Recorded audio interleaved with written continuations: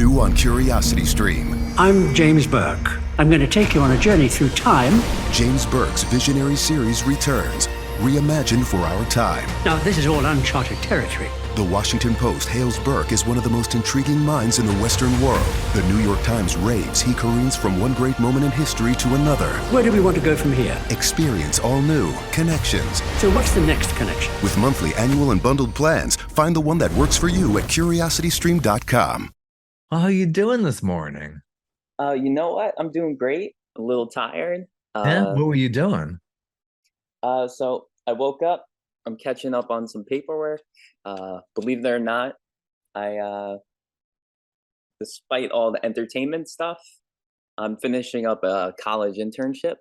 Oh, wow, doing it all. Totally Renaissance. Yeah, exactly. I'm blessed where my life opened up in a way where I kind of can balance multiple things that didn't seem like they were possible a year ago. So, yeah. So I was getting caffeinated. I had to make sure I had enough time to make it here for the interview. I wanted to make sure I was awake enough and centered enough to be able to talk and make sense. Yeah, sounds good. This later in the morning, I thought always kind of helps with artists. I mean, usually they're night owls, so that's just the way I always kind of view that. So, what have you been studying? What are you finishing up? So I'm actually, and what's cool about it is I'm technically like working already. So I'm in the internship part. So I'm actually becoming a licensed mental health counselor. Good. Yeah. We need that these days. Gosh. Without a doubt. And before jumping to this, I was actually a New York City high school teacher, briefly a guidance counselor as well, for almost 15 years. So like this is all of this is like a whole new chapter to my life. And I feel very blessed, a little nervous, like anything new. But yes, mental health is everything. And what I will say is music, martial arts, and education, learning about things, those are like 3 essential parts that keep me stable and keep me going through all the rough times. So like the fact that I've got my hands involved in all of it at the moment, I'm more blessed than most. Oh, sounds great.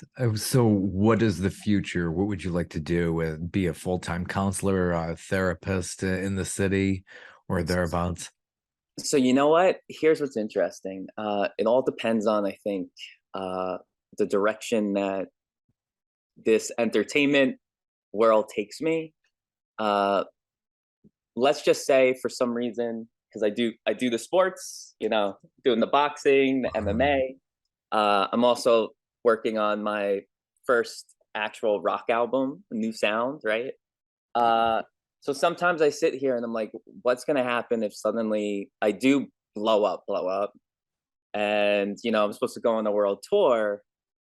I really love all this other stuff. And it's all part of what I would love to do. Right. So truthfully, let's say I did blow up. My dream is to take whatever profits I could get from that and then grow in those other areas too. Yeah. So like I would love to maybe one day have a clinic that I start specializing in trauma, specializing in maybe LGBTQ related issues, specializing on the youth. I work actually part of my internship, which is great. I'm working with foster care children. So like all that type of stuff. I know how many people need love and healing out there. And then to tell you the truth, with the training, I think being physically active is such a part of the mental health too. So like my dream is to, I know this sounds crazy, maybe open up clinics that kind of offer the best of both worlds. Some physical aspect, right? And then like the mental health aspects. And yeah, with all those, like I dream of being able to train like foster care children for free with scholarships, right? LGBTQ youth to be able to defend themselves in situations, right? Yeah. So who the heck knows? And then there's that part of me that would love to just keep training go on a giant rock tour, right? So I'm a unique individual. I'm hoping I could somehow fit all of this into my life. But at the end of the day, I'm also a realist, and being in this music world a little bit, I've already seen some people who have had a lot of success. Yeah. But then I also see where they are down the line. And what stands out to me, it's the people with like the plan B's and C's that can either stay in like the music entertainment world while growing elsewhere. Oh, And yeah. those without the plans B, and or they can leave and just grow. And those without the backup plans, well, they often just it's like they peaked. And some of them, it's really sad. Some are great people, but they're struggling financially, right? Some people don't even know who they were from 20 years ago. They were world famous, and now they could walk into a room and most people wouldn't recognize them. So like Yeah. that's Yeah. where I often like I need to focus on this counseling, if that makes sense as well. Yeah, it's always good to have a fallback position. Music, and I talk to a lot of artists. It is tough. I mean, once you've had some people that we've known, major success, and there's a heyday, and what do you do from that? And that's got to be really tough if you haven't handled it well. And yeah, you're walking in a room and like nobody notices you anymore, and you once had your big hits, and you were just doing so fabulous. So yeah, music, it's a fickle, tough business, but it could also be rewarding. It's what you make of it. Yes. And you know what? Like you said, the rewarding part, anytime I'm on a stage, I don't care if people like what I'm performing in that moment. It's therapy for me. Like I Yeah, feel great, right? you got to So feel yeah, 10 feet tall. Yeah, totally. yes. Mm. Uh, So where do you perform? Are you doing a lot of like live performance in the Northeast over there? so no, it's really funny. It depends on the time period in my different musical, I guess, endeavors. Or so up to this point, a lot of my music has been experimental. Some of it wasn't so serious. So part of my story, I guess I'll fill you in. I actually kind of started. I'm gonna cut out a lot of this, like the earlier influences. But as I was a New York City high school teacher, I Mm. started this after school program uh, Mm. to help kids make music for free. Originally, we tried to make it a beat making program, and then it kind of morphed into like a hip hop club.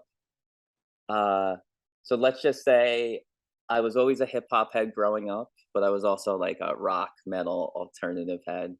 Uh, but because of where I was, because I was doing it for the kids, Yeah. that was the main focus. So I've largely done a lot of hip hop. I've done some EDM. I went to music production school. I had this awesome guy who's a producer and an engineer that helped me start the program. And I had no idea at first that he's busy recording like the biggest artists in the world on his during his real job. So imagine with the help of some people, like the kids, this engineer slash producer, and then just everything I was going through, because I was going through a lot, being a little different on the job, in society. Uh, I suddenly found that I was using these hip hop tracks with the kids sometimes as like an outlet for myself too. Part of the reason I loved the program, I had kids. Uh, Literally, it grew so big. We had kids from multiple high schools coming. We had college graduates popping in on their vacations, hopping on tracks. Kids were releasing tracks, blowing them up, and before I know it, one day I released this screamo rap on one of their tracks. They ended up leaking it. It kind of went viral. And before I know it, I have all these city kids and college kids wanting to work with me, whether I'm doing a hook on their track for a SoundCloud thing, whether I'm helping produce a beat. And before you know it, I went from there's some hip hop out there that I've been talking about bringing down for years that should not be out there, barely mixed and mastered. I did not find my voice yet. It was kind of like a silly thing. I was doing it. I planned on taking it down. But then when I was going through some stuff in the workplace, which is part of why I left Oh, the sure. education world, Yeah, I'm you know, sure. I had the support of the youth, not so much some of the adults. But I'll leave that nasty part out for now. Yeah, yeah. We all Uh, have that. yeah, but you know what? I suddenly became like a rebel through my music. where I used my identity, and when I was going through, I kind of got lyrical, and these kids taught me how to stay on rhythm.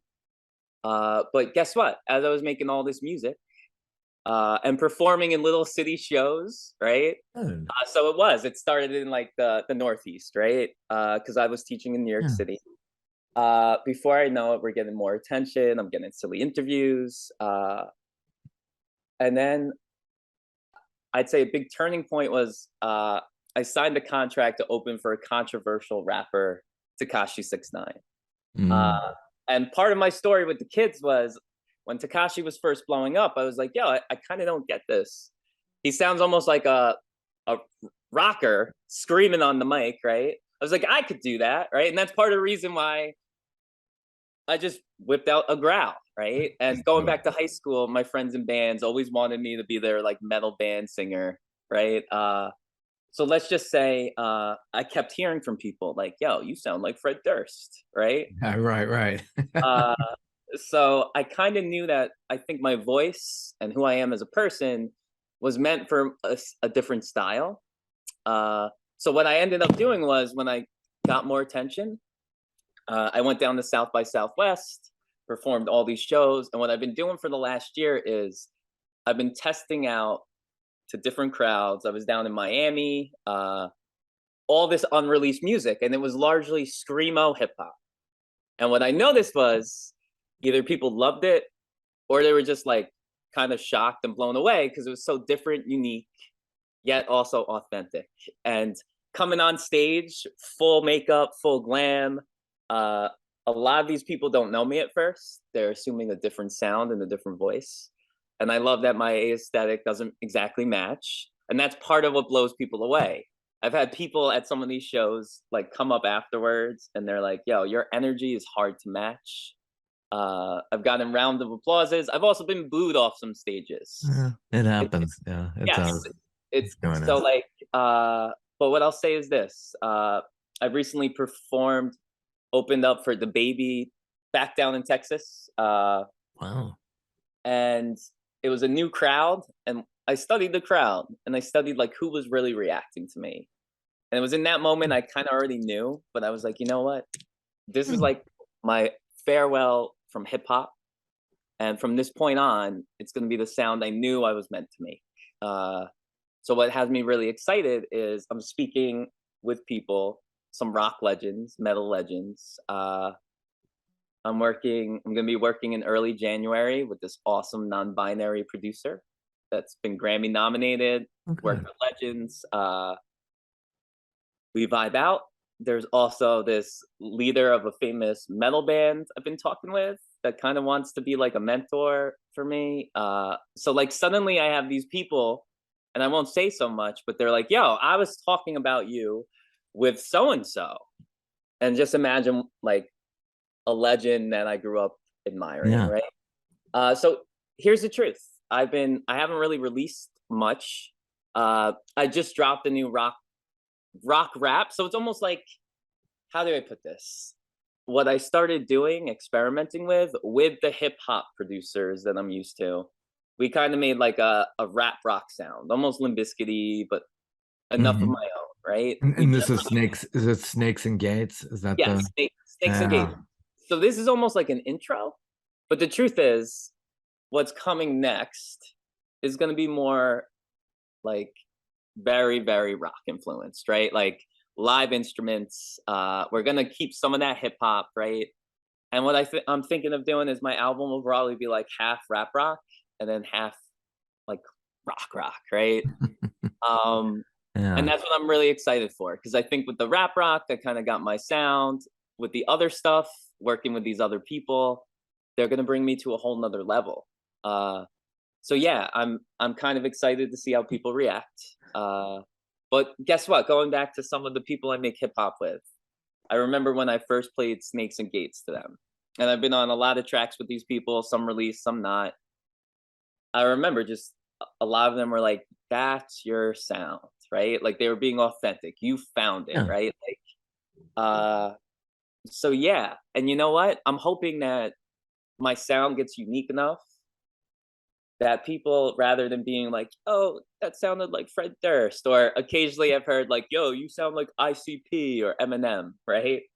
I want Yeah. people to be like, "Yo, that sounds like Brady Bunch." Right, right. You're creating your own thing, but you know where your influences are at. It's just you to everybody derives. I say this all the time. Everybody derives off of something, their inspirations in your case. So yeah, you're making this your own. And interesting. Where does the title come from? Snakes and Gates. All right, so part of what's interesting is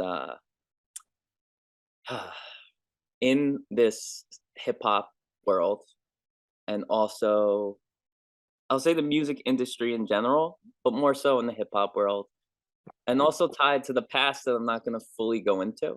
But the disgusting stuff and the disgusting humans that I ran into that did really, really horrific, discriminatory, retaliatory stuff to me over years and years and years, right? And what I will say is I survived and I won. Uh, but part of my history is there's been certain individuals who have acted as if they had my back and Mm, support when really they did not. yeah. And Mm, a sad part of my reality is I'm pretty good at catching on to this early. Um, and I often, it's hard for me to really fully trust some people for someone that I've been through being different. So what really broke my heart was when some of things were really going down, the peak of trouble in my life. Uh, there were certain people that really had my back, and there were yeah. certain people that I expected to be there for me, and they weren't. Some literally tried to sabotage me in different ways. As silly as it sounds, there's been times in the music world where my life was in danger. People have tried to set me up to get mugged, stuff like that. Mm, Uh, and that's why I started making EDM for a little bit. I wanted to create some space from the circles I was in until I felt like enough distance was created. Um, so the snakes I'm referring to are those sneaky yeah. people that whether I knew early on or whether I had to learn while being stabbed in the back, uh, that were out there creeping. Uh, and then the gates kind of it's kind of got two meanings. So I have like some line in there like Bill Gates didn't make it on his first try. Once everybody left, he finally got it right. And that's sort of how I felt was like, yo, it took me getting stabbed in the back and then Right. proactively cutting people loose and then reactively creating distance. And I recently ran into this again. Part of my story in this year, I had someone on my team that promised me the world, was going to handle things, take things over, and it led to just a regression of everything. And I just recently got rid of them. I have love for them, but what I'll say is this: they were selling me inaccurate truths with some. Basically, what I will say is this: now that the snakes are gone, I did my St. Patrick thing. The gates, the gatekeepers are more easily broken through, right? Good. And Yeah. that's where I really do have, whether I'm an indie sensation next year with this rock stuff, no matter what it is, I feel positive about the direction I'm headed in. Now that these snakes are gone, yeah. So that's basically, and guess what else? It sums up a lot of my last year. I won a boxing belt for Yeah, how celebrity about that? The boxing. grueling training that goes into that. So how did the whole boxing thing get mixed in with rapping and doing all your education, everything? That's just like you're all it's everywhere. All right. So how did I put this? So what I will say, I've kind of been a little vague. I was in federal court Mm. related to what was going on in the workplace, and they settled in March with me after a long, long battle. Court is not fun. Not fun at all. It's like, oh Um, gosh. so what I will say is this, though: the disgusting things that were being done to me. That's why Mm. I kind of did use my music to not be silenced. And there were certain people that knew the songs that weren't released that I was going to perform at South by Southwest. They heard them. They knew they were about them.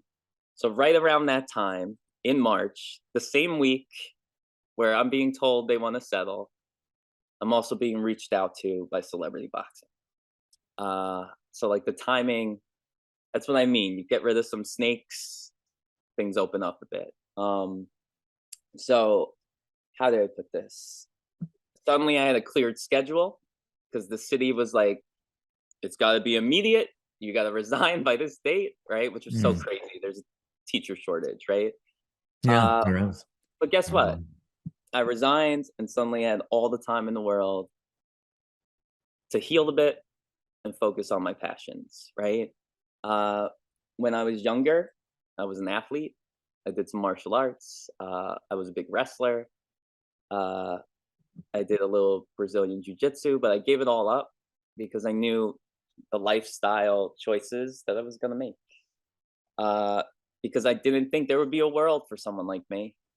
And I'd say through all of the pain and all the denials, part of the story is like the city was informed. Legally, I was the only person who was supposed to get a promotion, right? And I won't even tell you the disgusting stuff they did afterwards, based on qualifications and seniority and the city's contract, and just they ignore it, right? I'm sorry, ADHD moment. Often get just denied opportunities that I've earned and deserved, right? So I'd say part of it was like, yo, a lot of people don't want someone like me competing in sports. Well, screw you all. I deserve the right to, right? Now, Yeah, absolutely. Now I know what makes me a little bit different is I compete against cisgender biological men or trans women. Those are the opponents I want to fight. But that's for me personally. So around that time, originally Celebrity Boxing reached out because tied to my South by Southwest stuff, I had an interview with a popular like New York City region DJ that was on Love and Hip Hop. And on this, we talked about like the silly feud I had with Lil Nas X fans that love to hate on me. So sometimes I tease Lil Nas X, but really I love Lil Nas X, but more so to like mess with Lil Nas X's fans. So on this, I talked about wanting to box Lil Nas X and some other people. I hyped myself up. And then before you know it, like Celebrity Boxing is trying to get me to have the first ever trans versus trans fight, which I was all for. And then what ended up happening was two things. One, that person that came into my life promising all this stuff, well, they kind of screwed some stuff up.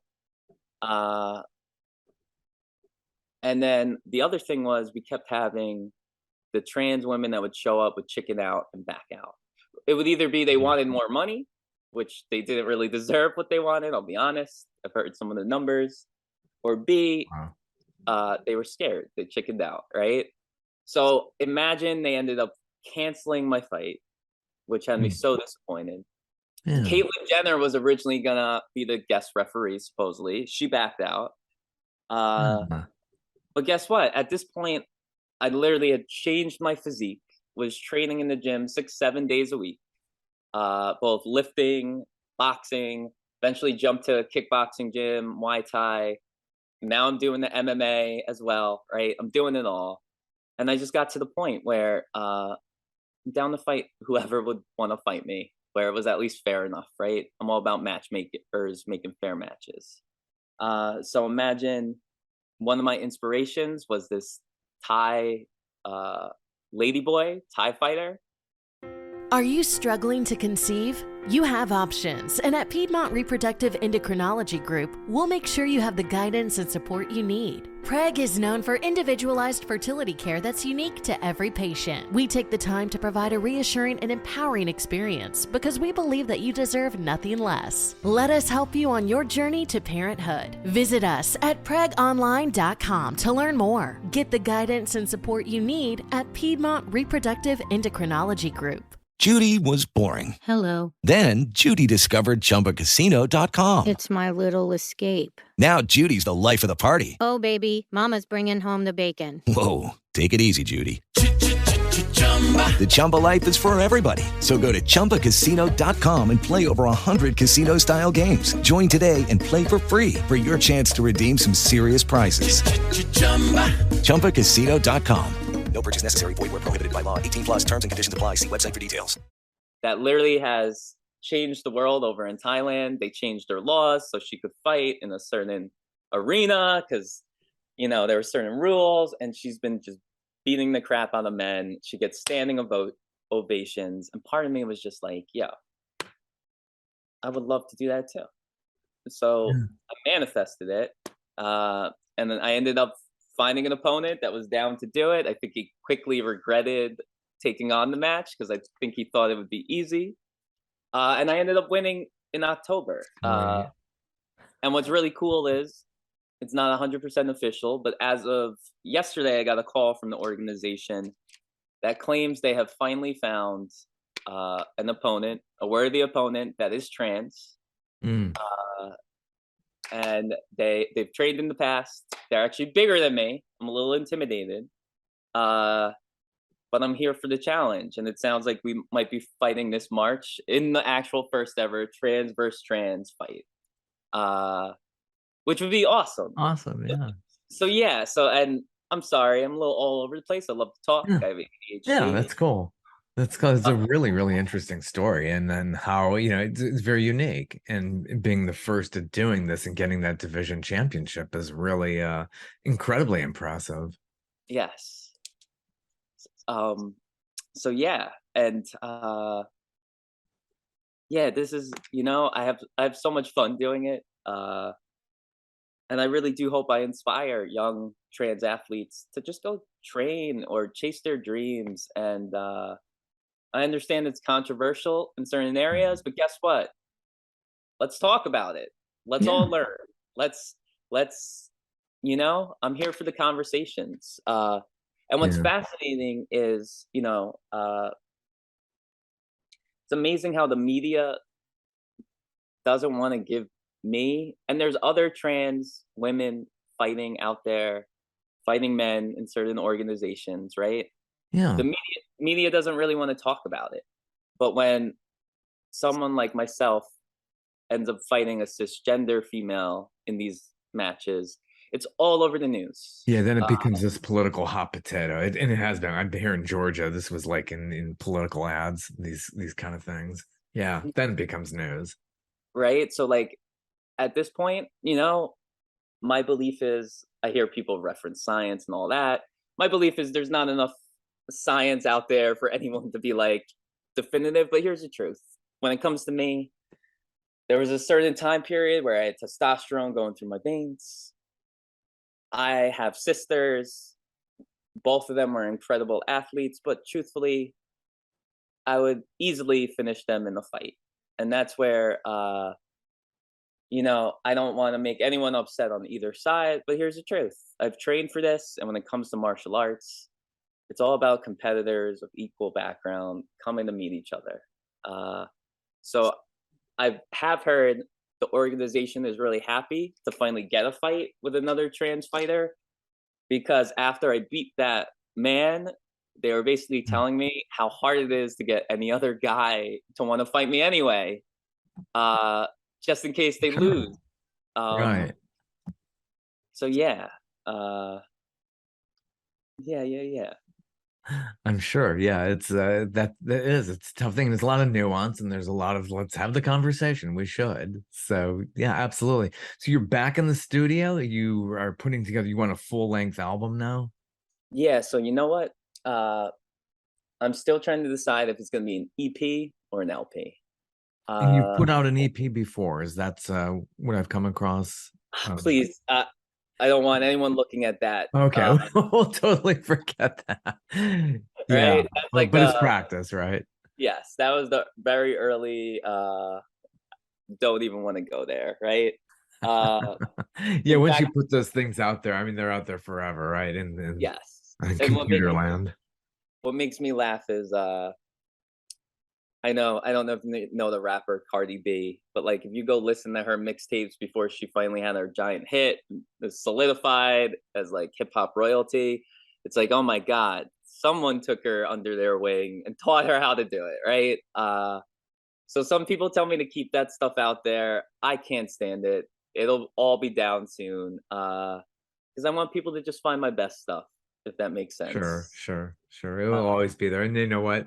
Years and years later, you have a lot of success, and they'll go back, that wasn't so bad. What a classic that was. And they repackage things. I've seen so many artists do that. They're so embarrassed by this very early work. And then somehow years later, it becomes, it ages well on the shelf. I love that. Who knows? Maybe You a never rebirth know. will be coming, right? Uh, but yeah, I who knows? And you know what's been really Yeah. fun too? Random side note about my life. Through this fighting, I now get invited onto like fight podcasts. And some of the podcasts have asked me to come back. So I've been like the guest co-host for some of these podcasts now, and I Yeah. get to interview like UFC fight legends, right? Uh, so like this has been so much fun. Like I feel like a little kid getting to talk with like superstars. Yeah.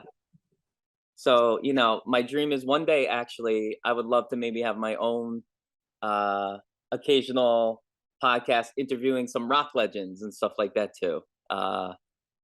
Who knows, right? But right now with all the fighting, yeah, it's been a trip. Absolutely. I like snakes and gates. You do some other name checking in there. Somehow Chris Rock ends up in there and Jack Harlow. Yes. Love they keep it very current. So you know what? What I love about that song is when I laid those tracks down, it was probably like right around the Chris Rock incident. But what I like is like I didn't have to go back and really change anything because most things in there are still relevant, right? And I love name dropping. I love bringing up like pop culture, and that's where like even some of my earlier tracks. There's like one track maybe from that EP I'm not embarrassed about. But like people were like, "Oh man, you made me laugh. You mentioned Enrique Iglesias, right?" Like, Yeah, uh, yeah. so like I do get lyrical at points. And that's what I hope I can do with The Rock, meaning I don't want to lose that part of my music, right? So like I imagine some are going to be more like classic rock tracks, right? With some singing, I'm hoping, and all that.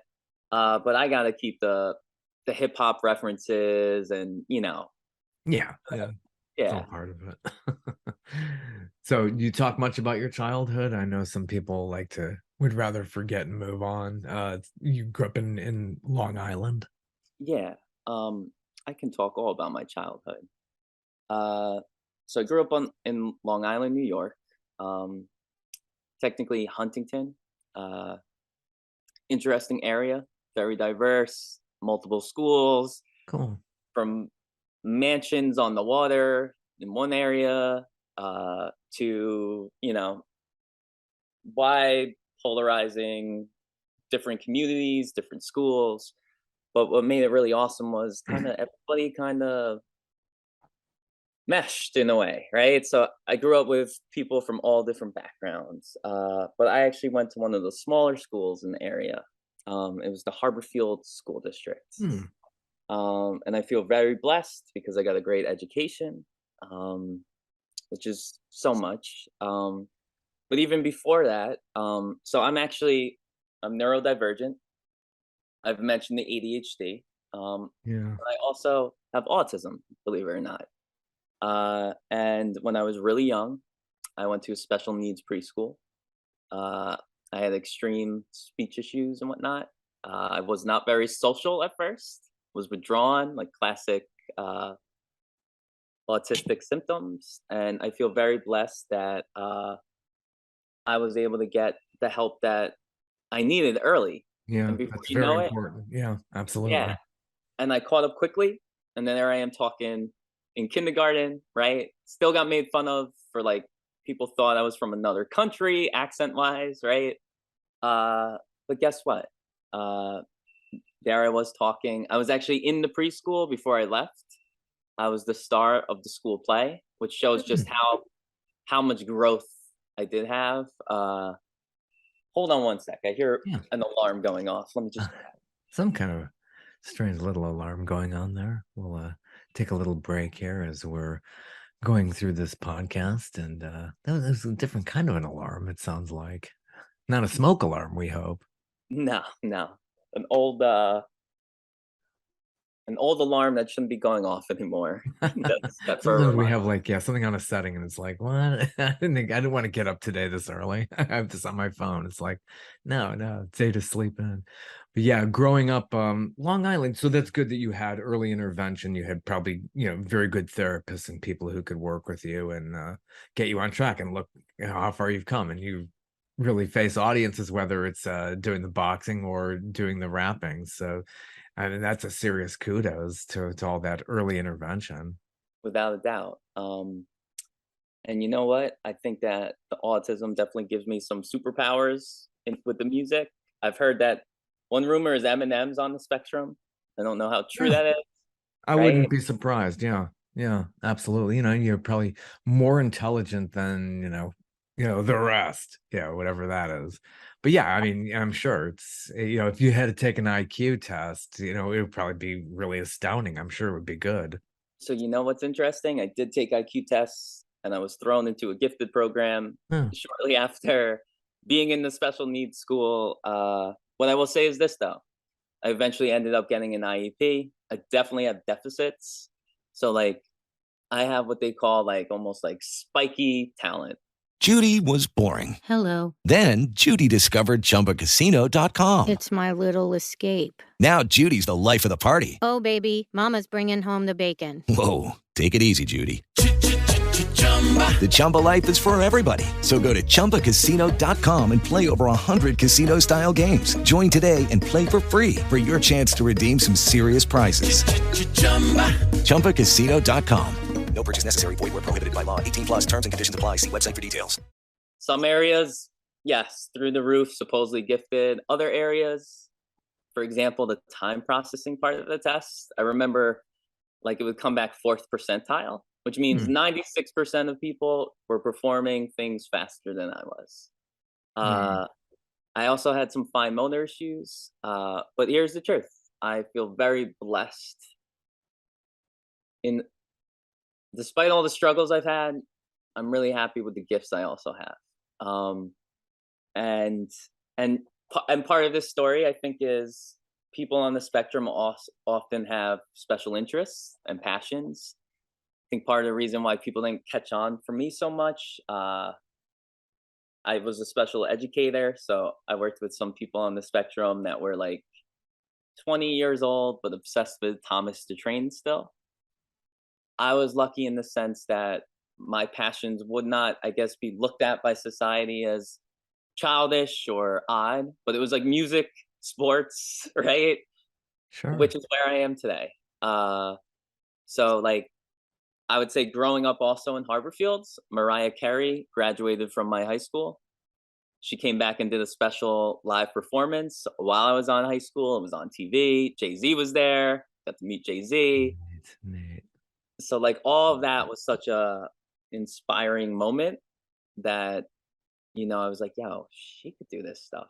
And you see how she's still making all that money off one Christmas song each Oh year, my right? gosh, yeah. I think Why she's can't sick of that. yes, I'm sure she is, right? Wow. Yeah, but wow, the gift that keeps on giving. When an artist gets up to that level, it's they just keep getting the revenue off of that. They're doing really well. Yep. Who knows? Maybe I'll do Mm. a Mariah Carey All I Want for Christmas cover, rock cover. There. Keep it in the Harborfields world. If it's a hit, who knows, right? Mariah may push it. I'm joking. Uh, Yeah, yeah. That's but awesome. yeah, So you yeah, got a and lot of influences there. I mean, Mariah Carey, obviously. yes. And what I'll say too is like growing up in my area, a lot of music. I had a punk band that failed. We, my sister's boyfriend, uh, his band was touring on Work Tour, which was a big influence for me. In fact, I remember he taught me Smashing Pumpkins Today, like on the guitar, one of my earliest memories of him, right? And the Smashing Pumpkins, it was such an impact on me, one of my favorite bands. So yeah, Yeah. Really cool. Yeah, excellent. That's totally fantastic. So what's the recording process like? Where are you doing this, and how's this coming together for your new project? So you know what? It's changed a lot. I used to work out of the same like three studios for a while in the hip hop world, until I came across this producer that helped me make the Snakes and Gates. We have a few tracks we're finishing up that we recorded a while back. Uh, what I love is two of us just got each other. I showed up. They listened to some of my old stuff. So what was cool about this process was, imagine they created hip hop beats originally for me that they thought was like my style or sound. And just naturally, guess what? I walk in and I'm just like, yeah, I can hop on this with something quick, right? So like imagine the first song we did, I was done in like 10 minutes and this producer was just sold, right? And then while we're talking, imagine it just comes up the idea of like rockifying it. And this is something that I've asked other producers to do. They just, I don't think they got my vision. This guy got it. So let's just say he came back with a few things that I loved, Snakes and Gates he sent my way, and I was like, you know what, this might be a good first like introduction of the new sound. So imagine it starts as a hip hop beat, and then it's built around it.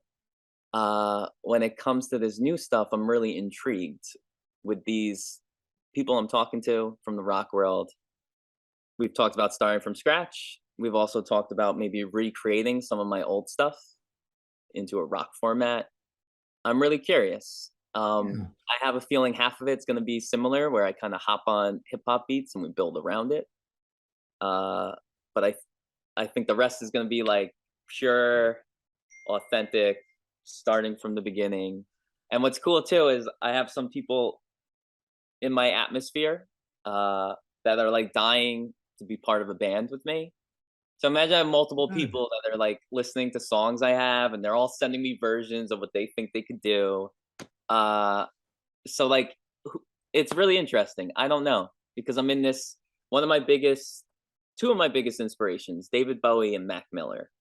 Mm, yeah, Bowie really just can inspire millions. Because, and I was telling somebody this the other day too. It's like, if I'm not even doing a lick of music, I'm into film work and the visuals and stuff, which he was into. He's into so many different things. So I could see how it could be an influence for somebody like you.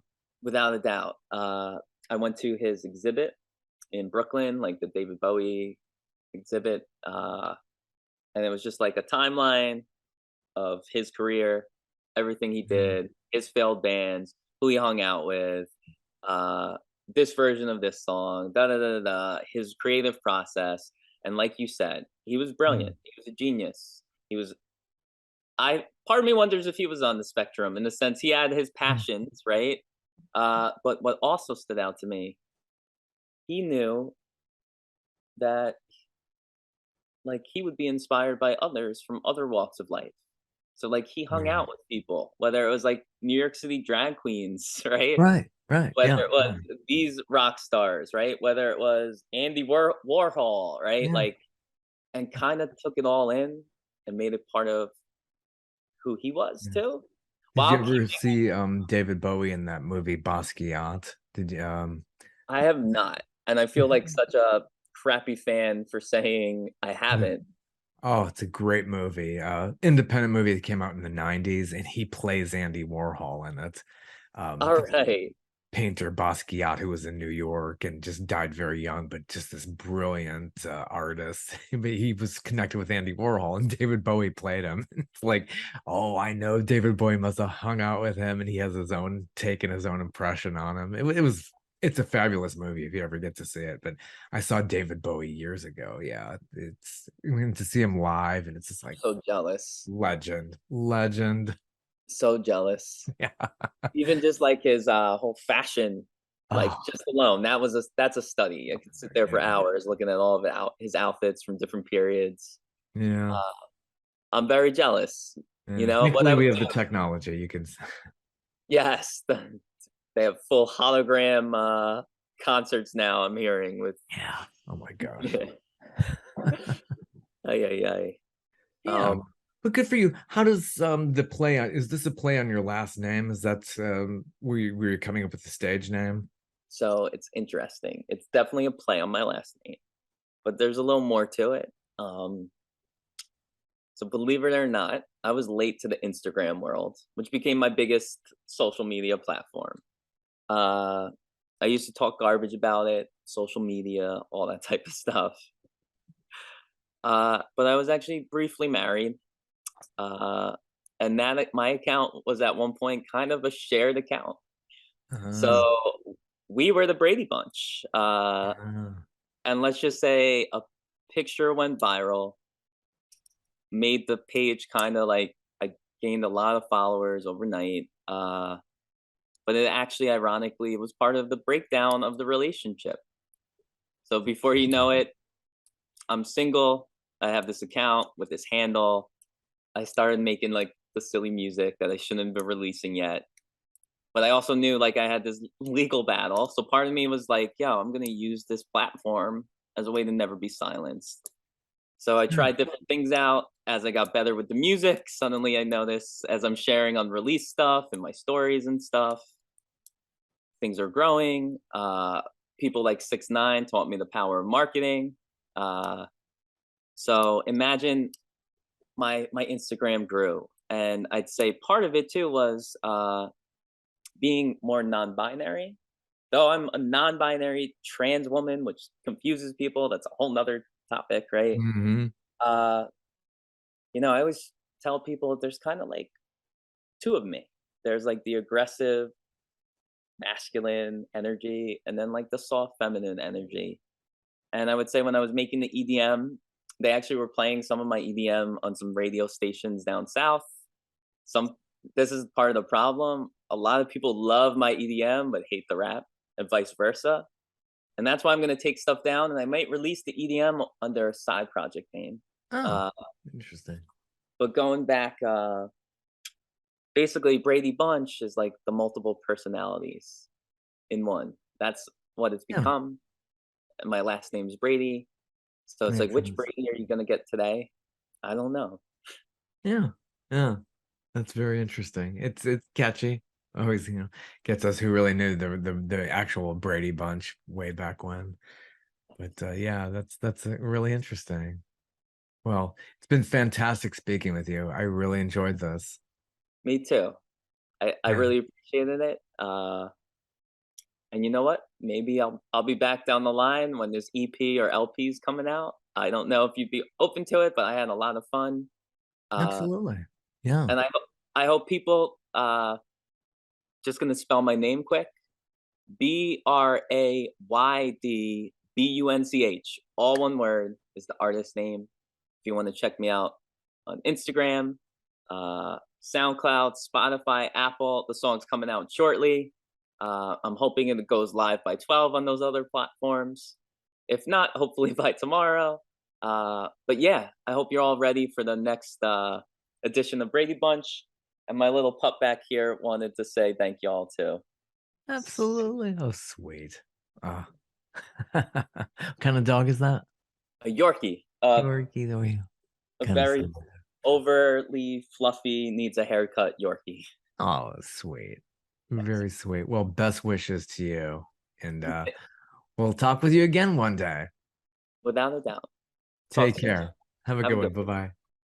Judy was boring. Hello. Then Judy discovered ChumbaCasino.com. It's my little escape. Now Judy's the life of the party. Oh, baby, mama's bringing home the bacon. Whoa, take it easy, Judy. The Chumba life is for everybody. So go to ChumbaCasino.com and play over 100 casino-style games. Join today and play for free for your chance to redeem some serious prizes. ChumbaCasino.com. No purchase necessary. Void where prohibited by law. 18+ terms and conditions apply. See website for details.